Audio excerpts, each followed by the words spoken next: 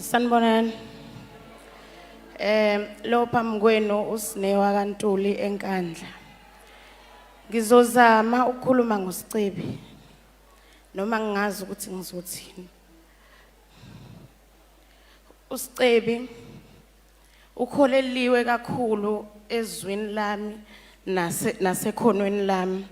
uSicebi ngisebenze naye iminyaka ewu4, sineyingoma eziwu8, sineyingoma eziwu6 enamamiliyoni. uSicebi ngisebenzile naye kakhulu. Sisebenza ngokubambisana nangokuthanda umsebenzi wethu. Kwaze wafika ekugcineni. uSicebi bekungagcini ngokuthi siyasebenza kuphela. Kodwa mina naye besiwusisi nobhuti ngokuthi sizalwa kangubane sobabili. Ukusebenza kwami noSicebi kungifake ezintweni eziningi. Mina ngikwaze ukusebenza emcimbini emkhulu, ngicula ulive okungeyona into elula. Ngiqale lokho ukwenza ngoSicebi. Kodwa manje ngeke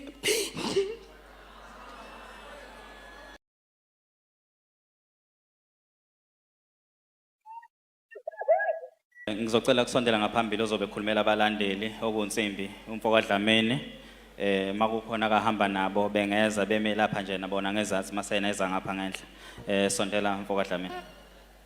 Hey Kongo mame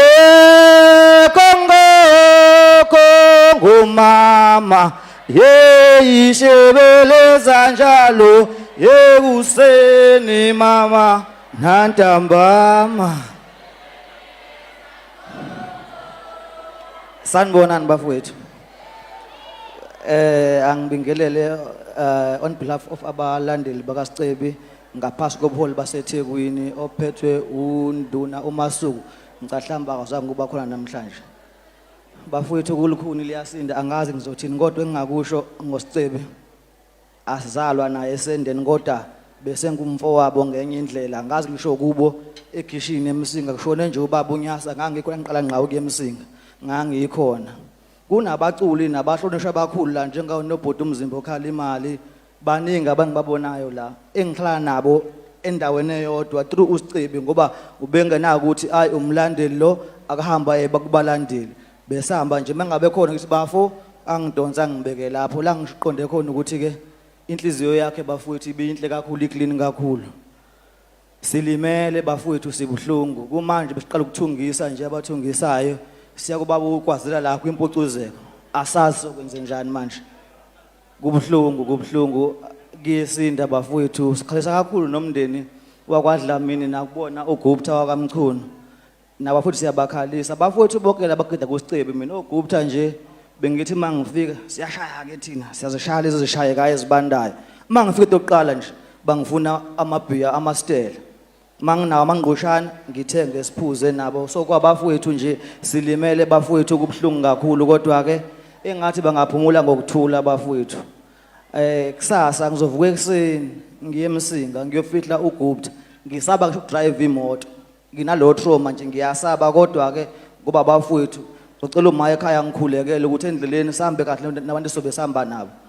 Abafowethu besihamba nabo asikwazi ukubabalekela mase simune nje bafowethu kubhlungu kakhulu. Khalisa abantu abaningi kakhulu engibaziyo through uSicebi. Nangu ubhuti uSipho lapho umfoka Dlamini la khona uSicebi nangu uSipho ukhona. Ubhuti umzimba la khona uSicebi nangu ukhona.